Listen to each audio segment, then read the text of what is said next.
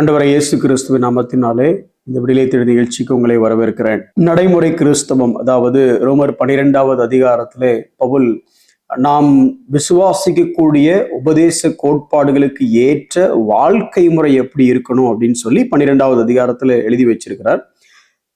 அந்த 12வது அதிகாரத்திலிருந்து நாம் ஒரு சில காரியங்களை கற்றுக்கொண்டிருக்கிறோம். சொல்ல போனா வசனம் பை வசனமா அதை படிச்சுட்டு இருக்கிறோம்.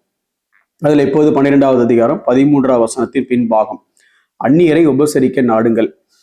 அன்னைக்கு இருந்த கிறிஸ்துவ சமுதாயத்துல எந்த ஒரு கிறிஸ்துவ பிரதர் வந்தா கூட உங்களுக்கு ஏறக்குறைய அந்நியர் மாதிரி தான். ஏன்னா அங்கங்க அந்த என்டையர் ரோம சாம்ராஜ்யத்திற்குள்ள அங்கங்க கிறிஸ்தவம் சிதறடிக்கப்பட்டவர்களால கிறிஸ்தவம் அப்படியே ஸ்ப்ரெட் ஆயிட்டு இருக்கு. இந்த மாதிரி காலகட்டத்துல இந்த ஹாஸ்பிட்டாலிட்டி, இந்த உபசரிப்பு அல்லது இந்த விருந்தோம்பல் என்பதை அன்னைக்கு அந்த ஆதி திருச்சபை எவ்வளவு ஒரு மேன்மையா எண்ணிச்சு. இல்லை இன்னும் சொல்ல போனா இந்த விருந்தோம்பலினாலேயே சுவிசேஷம் எவ்வளவு வேகமாகவும் வல்லமையாகவும் பரம்பியது அப்படின்னு பார்க்கலாம். அதையும் தாண்டி இன்னொரு வகையில நீங்க லாஜிக்கா யோசிச்சு பார்த்தீங்க அப்படின்னா, இந்த கிறிஸ்தவர்களுக்குள்ள எப்படி ஒரு தேவ அன்பு இருந்திருந்துச்சுன்னா இவ்வளவு தூரம் அவங்களால அவங்க சொந்த வாழ்க்கையவே ரிஸ்க் எடுக்க முடியுது, அவங்களால மற்றவங்களுக்காக ஜாமீன் கொடுக்க முடியுது.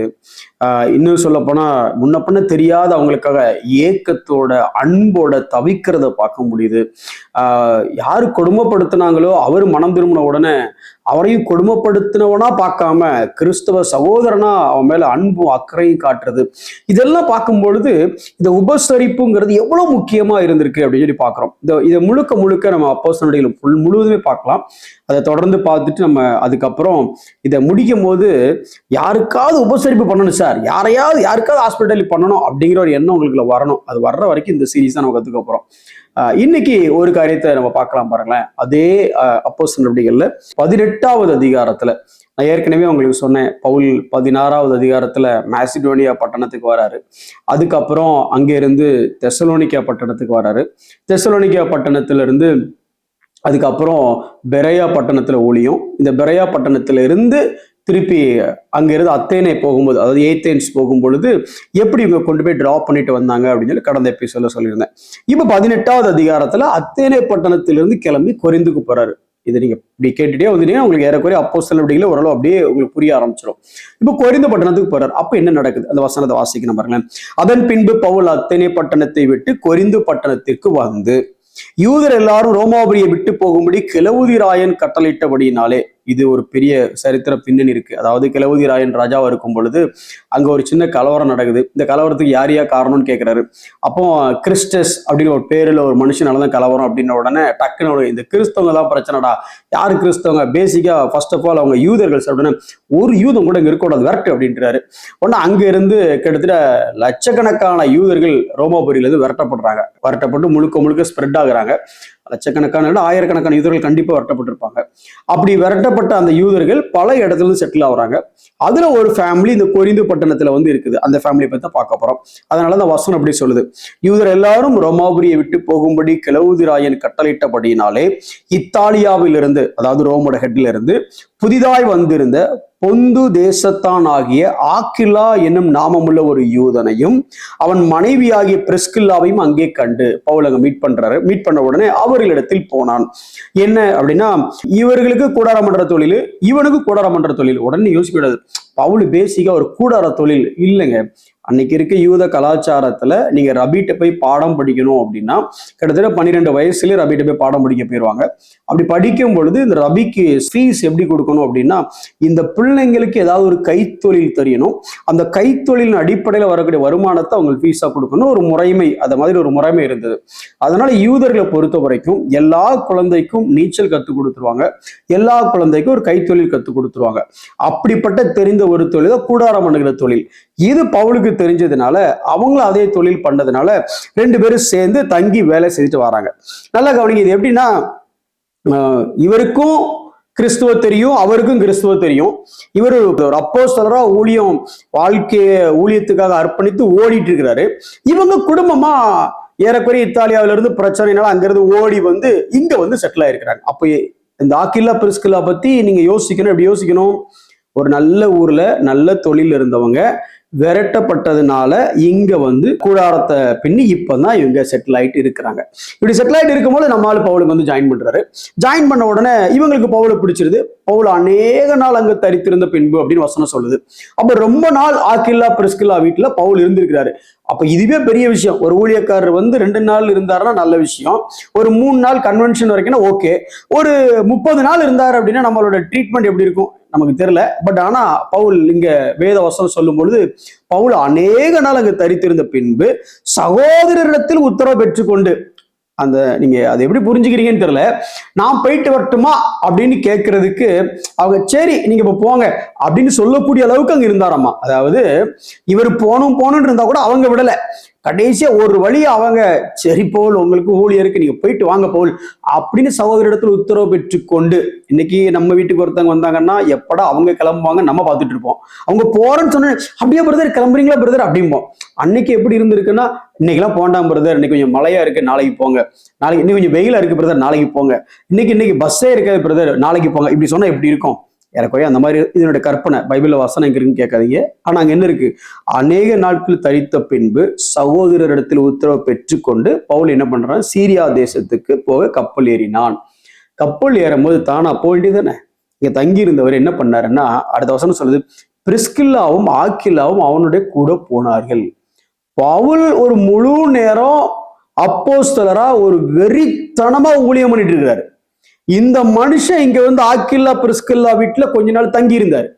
தங்கி இருந்துட்டு போகும்போது பார்த்தா ஆக்கில்லா பிரிஸ்கில்லா கூட்டிட்டு போயிட்டாரு. பவுல் கூட்டு போனான்னு வசனம் சொல்லல. இங்க எப்படி சொல்லுதுன்னா, ஆக்கில்லா பிரிஸ்கில்லா அவனுடைய கூட போனார்கள். சார், இந்த மாதிரி ஒரு மனுஷன் கூட இருந்துட்டு இந்த மாதிரி சத்தியத்தை கேட்டுட்டு இதுக்கப்புறம் எப்படி சார் சும்மா இருக்க முடியும்? Pavul wherever you go we will follow. நீ எங்க போறீங்களோ பவுல் நானும் அங்க வரேன், உங்களோட கூட சேர்ந்து இந்த ஆண்டவருக்கு ஏதாவது செய்யணும் அப்படிங்கிற ஒரு வைராக்கியம் வந்ததுனாலதான் கிளம்பியிருப்பாங்கன்னு நினைக்கிறேன். அதாவது நீங்க ஒரு ஊழியக்காரரா இருந்தீங்கன்னா ஒருத்தங்க வீட்டை போய் 10 நாள் ஸ்டே பண்ண உடனே அவங்களுக்கு என்ன தோணணும் அப்படின்னா, வாழ்ந்தா ஊழியம் பண்ண இந்த மனுஷன மாதிரி ஊழியம் பண்ணணும் அப்படின்னு தோணணும். அடுத்த முறை இந்த மாதிரி ஆட்களை வீட்டுக்குள்ளே ஏத்தக்கூடாதுன்னு தோணக்கூடாது. சரி, இங்க அப்படிதான் இருந்துச்சு. பவுலும் பார்த்து அவங்களும் பவுல் பின்னே கிளம்பினாங்க பாருங்களேன். அவன் எபேசு பட்டணத்துக்கு வந்த போது அங்கே அவர்களை விட்டு நீங்கி, பவுல் கூட்டு வந்தாரு, எபேசு பட்டணத்துக்கு வந்தாச்சு. வந்தா இங்க வந்த உடனே எல்லாத்தையும் ஜெபாலயத்துல திருப்பி இங்க எபேசு பட்டணத்துல ஊழியம் நடக்கு. இப்ப இப்படி வச்சுக்கலாமா, பவுல் ஒரு சீனியர் பாஸ்டர் அப்படின்னா ஆக்கில்லா பிரிஸ்கில்லா அவரோட சேர்ந்து ஊழியம் பண்ற அடுத்த குடும்பம். இப்படி ஊழியம் பண்ணிட்டு இருக்கும்போது டக்குன்னு பாத்தீங்கன்னா 21ஆம் வசனத்துல பவுல், வருகிற பண்டிகையிலே எப்படியாயினும் எருசலேமில் இருக்க வேண்டும், தேவனுக்கு சித்தமானால் திரும்பி உங்களிடத்திற்கு வருவேன் என்று சொல்லி அவரிடத்தில் உத்தரவு பெற்றுக்கொண்டு கப்பல் ஏறி எபேசு விட்டு புறப்பட்டு, சார் நீங்க இங்க வந்து சர்ச்சை ஆரம்பிக்கிறீங்கன்னு சொல்லிதான் நாங்க வந்தோம், நீங்க பாட்டுக்கிறது கிளம்பி போனீங்கன்னா, இல்லப்பா தேவன் உன்னை இங்க கொண்டு வந்தார்ல, இங்க வந்து தேவன் உனக்கு நியமிக்கப்பட்ட வேலையை நீ செய்யி, நான் என் வேலையை செய்யறேன்னு பவுல் கிளம்பி போயிட்டார். நல்லா கவனிச்சு பாருங்க. இத்தாலிய தேசத்துல ஒரு நல்ல கடையை போட்டு செட்டில் ஆகியிருந்த அந்த ஆக்கில்லா பிரிஸ்கில்லா துரத்தப்பட்டது நிமித்தமாக கொரிந்து பட்டணத்துக்கு வந்து தொழில் ஆரம்பிச்சு ஏதோ வாழ்க்கையை ஓட்டிட்டு இருந்தாங்க. பவுல் வந்த உடனே இந்த ஊழியக்காரனை பார்த்து ஊழியத்தின் மேல வாஞ்ச கொண்டு அப்படியே பவுலுக்கு பின்ன எபேசு பட்டணத்துக்கு வந்தாங்க. இங்க வந்த பவுலை வச்சுதான் இவங்களுக்கு எல்லாருமே தெரியும். ஆனா பவுல் இங்க வந்து கொஞ்ச நாள் இவங்களை விட்டுட்டு பண்டிகைக்கு நான் கிளம்புறேன்னு சொல்லி அவர் கிளம்பிட்டாரு. தனித்து விடப்பட்ட நிலைமை. ஆனாலும் இந்த மனுஷனுக்காக அல்ல, இந்த தேவனுக்காக எந்த ஊர்ல இருந்து கிட்டத்தட்ட அதை சொல்லும் போது 258 மைல் அங்க டிராவல் பண்ணி வந்திருக்கணும். 258 மைல் டிராவல் பண்ணி ஃபேமிலியை ஷிஃப்ட் பண்ணி தொழில இடத்த மாத்தி, இன்னும் சொல்ல போனா அவங்க வாழ்வாதாரமே அதுதான். அங்க கடையை போட்டு செட்டிலா இருந்திருப்பாங்க. பவுல் வந்து காலி பண்ணிட்டு இங்க வந்தாச்சு. அப்போ ஃபேமிலி, வீடு, பிள்ளைங்க, ஸ்கூலு, சும்மா கற்பனையை சொல்லி பாக்குறேன், எல்லாத்தையும் ஷிஃப்ட் பண்ணி வீட்டையே ஷிஃப்ட் பண்ணி இங்க வந்தா 220 மைல் தாண்டி இங்க வந்தா இப்ப பவுல் கிளம்பிட்டாரு. அதுக்கப்புறம் அவங்க அங்கே இருந்து தேவனுடைய வேலையை செஞ்சாங்க. அதனாலதான் பவுல் பின்னால் அவங்களை பத்தி எழுதும் பொழுது ரோமர் 16ஆவது அதிகாரம் 3ஆவது வசனத்துல சொல்றாரு, கிறிஸ்து இயேசுவுக்குள் உடன் வேலையாட்கள் ஆகிய பிரிஸ்கில்லாவையும் ஆக்கிலாவை வாழ்த்துங்கள்னு சொல்லிட்டு ஒரு முக்கியமான வரியை எழுதுறாரு. என்ன எழுதுறாருன்னா, அவர்கள் என் பிராணனுக்காக தங்கள் கழுத்தை கொடுத்தவர்கள். அப்படின்னா என்ன காப்பாத்துறதுக்காக அவன் தான் உயிரையே பணைய வைக்கிற அளவுக்கு தயாரா இருந்த ஆக்கில்லா பிரிஸ்கில்லா. இன்னைக்கு நீங்களும் நானும் எப்படி இந்த ஊழியத்தின் நிமித்தமாக நம்மளுடைய வீட்டை ஷிஃப்ட் பண்ணுவோமா? வேலைக்காக வீட்டை ஷிஃப்ட் பண்ணுவோம். பிள்ளைங்களோட ஸ்கூலுக்காக வீடை மாற்றுவோம். ஸ்கூல் பக்கத்துல, என்னைக்காவது சர்ச்சு பக்கத்துல இருக்கணுங்கிறக்கா வீடை மாத்திருக்கீங்களா? சர்ச்சு பக்கத்துல இருக்கணுங்கிறக்கா பிள்ளைக்கு சர்ச்சு பக்கத்துல இருக்க ஸ்கூல்ல சேர்த்திருக்கீங்களா? என்னைக்காவது சர்ச்சு பக்கத்துல இருக்கணுங்கிறதுக்காக ஆபீஸ் அங்க இருக்க கம்பெனிக்கு வேலைக்கு போயிருக்குமா? கற்பனையா சொல்றேன். ஆனா நீங்க ஒரு ஊழியன், அவனோடு சேர்ந்து பயணிக்கணும், அந்த ஊழியத்துல பங்கு கொள்ளணுங்கிறதுக்காக அவங்க டிராவல் பண்றத பாக்குறோம். எனக்கு அருமையான சகோதரனே சகோதரியே, இப்படி குடும்பத்தையே, வேலையை, இடத்தையே, தொழிலையே தேவனுக்காக தியாகம் பண்ணக்கூடிய அளவுக்கு, தேவனுடைய மனுஷனோடு சேர்ந்து செய்யக்கூடிய அளவுக்கு அன்றைக்கு ஜனங்கள் இருந்தாங்க. நாம எப்படி இருக்கிறோம்? கண்களை மூடி செபிப்போம். அன்புள்ள ஆண்டவரே, நன்றியோடு ஸ்தோத்திரிக்கிறோம். ஆண்டவரே, ஆக்கில்லாவும் பிரிஸ்கில்லாவும் பவுல் என்கிற மனிதனுக்காக தன்னுடைய பிராணனை, தன்னுடைய கழுத்தை, தன்னுடைய ஜீவனையை கொடுக்க அவங்க தயாராக இருந்தாங்க. ஆண்டவரே, இப்படி எங்களை பார்த்து ஏதாவது ஒரு உண்மையான ஊழியர் சொல்ல முடியுமா? இந்த ராஜ்யத்தின் சுவிசேஷத்திற்காக, ராஜ்யத்தின் விரிவாக்கத்திற்காக இப்படி நாங்க அன்றரை விருந்தோம்பல் பண்ணக்கூடிய, உபசரிப்பு பண்ணக்கூடிய, தியாகம் பண்ணக்கூடிய குடும்பமாக, தனி நபராக அல்ல, குடும்பமாக நாங்கள் மாற எங்களுக்கு நீர் கிருபை தாரும் ஆண்டவரே. இயேசுவின் நாமத்தில் ஜெபிக்கிறோம் நல்ல பிதாவே, ஆமென்.